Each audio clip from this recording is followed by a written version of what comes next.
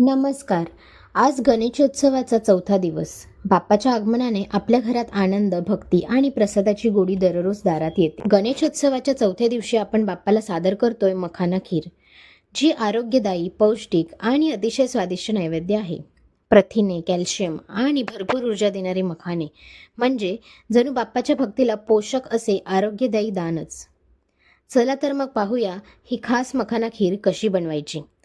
साहित्य: 2 वाटी मखाने, 2 वाटी दूध, अर्धा कप साखर, 2 चमचे तूप, 8-10 बदाम, काजू, पिस्ता बारीक चिरलेले, अर्धा चमचा वेलदोड्याची पूड, काही केशर धागे.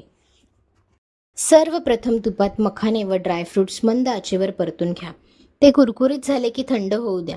थोडे मखाने, ड्रायफ्रूट्स व केसर मिक्सरमध्ये बारीक करून घ्या. बाकी मखाने अख्खेच ठेवा. दूध उकळत ठेवा व ते थोडे घट्ट झाले की त्यात बारीक केलेली पावडर टाका व दूध थोडे घट्ट झाले की त्यात अख्खे मखाने टाका. 10 ते 15 मिनिटं शिजल्यावर साखर, वेलदोड्याची पूड आणि केशर टाका. शेवटी सुकामेवा घालून गॅस बंद करा. ही गोडसर पौष्टिक मखाना खीर बाप्पाच्या नैवेद्यासाठी अर्पण करा आणि नंतर कुटुंबासोबत प्रसाद म्हणून आस्वाद घ्या. कारण गणपती बाप्पाला फक्त गोड खीर नाही, तर आपला भक्तिभाव, प्रेम आणि एकत्र येण्याचा आनंद सर्वाधिक प्रिय असतो. बोला गणपती बाप्पा मोरया.